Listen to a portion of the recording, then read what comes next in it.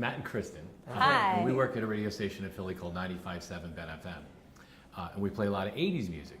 So last night we were watching Gotti with you guys, and Duran Duran, Come Undone, comes on. Yeah. And when he first gets acquitted, it's the Bangles, Walk Like an Egyptian, and Blondie. And I looked at Kristen, I'm like, this music is our format. Like, it was perfect. And then, Silent Night during the Castellano hit.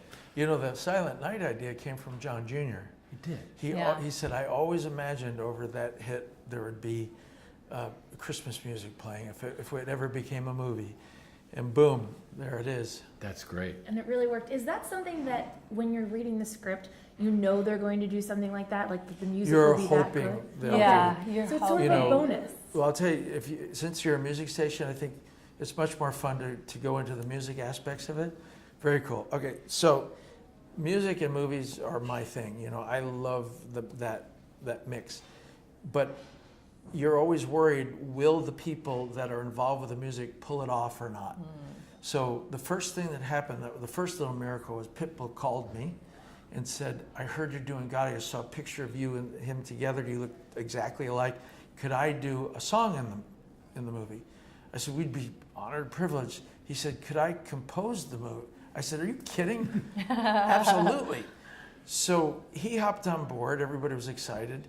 And then my dear friend Phil Glasser's father, Richard Glasser, is one of the best movie score. You know the name. Yeah. He came on board, and between the Pitbull team and him and Phil and Ed Walson, they all love music. That team just exploded and gave you what you've enjoyed so much. Sent it over the edge. The soundtrack was great. Isn't it great? How about that first song? The first Amore.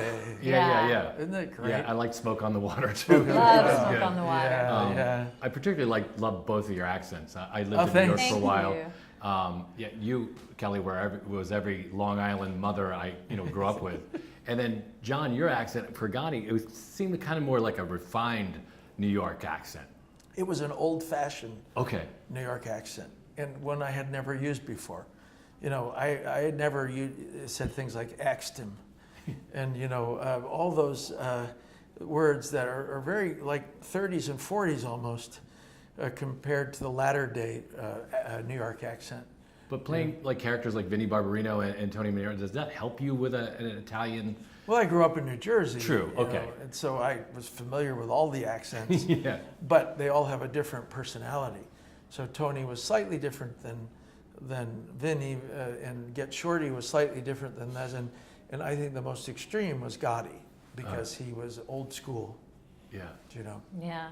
And it was lucky, too. We spent so much time with the family. John Jr. was on the set every single day. John sounded just like his dad. Just like his dad, The same words were used, the same emphasis on words were used. Cadence and everything. We just saw him outside. Yeah. And I said to Kristen, that guy looks Italian. You mean just now? Oh, you didn't know? About an hour ago. I didn't know it was Junior. And, Junior was here for a while. There's a South Philly guy. Yeah. And then we got to spend the day with Victoria. Yeah. And that was amazing. She invited us into her home, cooked us an amazing meal. And the family was there, and we could ask her anything, which was really wonderful when you're trying to portray someone, to be able to spend time with them. Yeah. And I had some footage online, so that was really helpful in the books and different things to do the research. But it was amazing. You got to wear some of her clothes. The whole family really and her jewelry. supported She gave me her jewelry. our performance. They gave us personal effects. I wore his Full coat. Access. Still had the cologne on from when he wore it. The pinky ring? The pinky That ring, was great. the watch, the scarves, everything. It was just The drink you were drinking. He always had a martini glass, but it looked like a lime garnish? Yeah, it was a gin martini. Oh, okay, that's what it was. And At first I said, it looks like a dirty martini. No. And then you saw the lime a couple scenes. Exactly. And that's what he drank. Yeah, it's verbatim. That's the coolest thing, is we had such backstage access. Everything is completely true.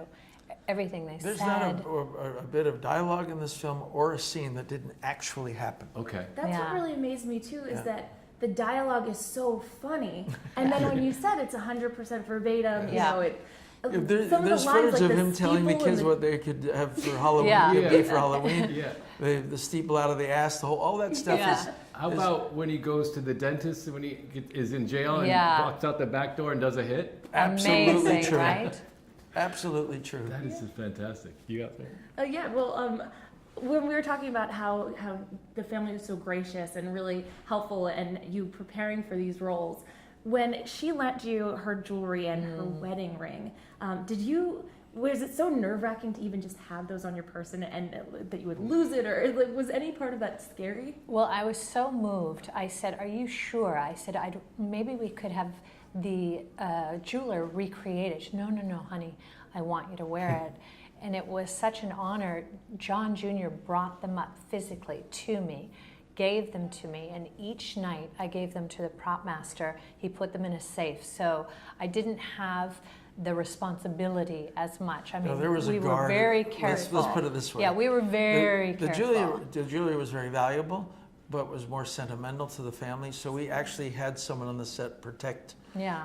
as soon as we were through with it, we gave it to them and they put it away or Straight took in it the back to the safe. family. So it was very, very well guarded because it was a very big deal for them to allow Sure. us to Yeah. use any of that. Yeah. The first scene when you come out and he's already has the cancer, the makeup was just incredible. Okay, I that's another great story because Mike Marino, who is probably the finest special effects makeup artist in the world, was so excited about doing it for us that we spent 3 hours a day getting that to look exactly like the photograph of the real Gotti in his stage 4 cancer, image. Does Yeah. even in Yeah. It's Wikipedia, you can amazing. see it. Yeah, you can see Yeah. it. The footage is online. It doesn't look You like put you. it I'm like, next who's this to guy? each Oh, other. this is Yeah. the movie. This is Gotti. Okay. Yes. Yeah. I didn't And understand it's it. And, amazing. and because there's footage, I could study his body language and his Yeah. way he moved. It was different, slightly different. It had a little more effort than it did when he was younger. So I could play that, that almost living through pain Yeah. kind of physical behavior. I would think makeup is big for you, John, too, because you're such a recognizable face. Oh, that- completely. So like, true. when you played Shapiro? Yeah, Shapiro. Yeah. Phenomenal.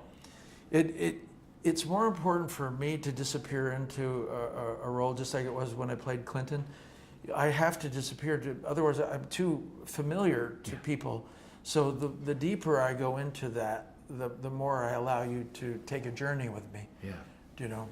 Well, you both transformed. Yeah. It was Thank wonderful. you. We loved the movie so much. Oh, Yay. real quickly, too, you were on stage with the Foo Fighters about a month ago in Yes, Florida? yes, absolutely. Yeah, and they broke into, you're the one Yeah, they do every night. They Yeah. play "You're the One That I Right, Want." and they tried to get you to almost dance. I could see Dave Grohl was like, Well, they were so happy that I was on stage, and my dear friend, who's Mike, the makeup artist's brother, Jimmy, he knew them for years. So they were just excited I was there. Right. The idea that I was willing to go on stage was another level. But apparently, at least 2 of their members became inspired to be musicians because of Grease. Oh, good. So that's why they play those songs, But it's hard for you probably to dance too, right? Yeah. Like once you start, you Well, can't. with the 50 Cent thing, remember, it went viral. It was like 140 million people Yeah. because I wanted to pay back his flying all the way to Cannes to hang out with me. And I thought, well, how do I Pay it back. pay him Jump back? in. I should dance with him, That's good. You probably love that too. Oh, I loved it. I knew he was going to do it. I was like, to Ella, watch. She's going to go on stage. Watch this voice. Yeah. Well, thank you guys. Yeah, I you're really enjoyed the welcome. movie You guys too. are so fun. Oh, good. So are Should you. I take a picture? Thanks. Yes, that'd be great. Thank you.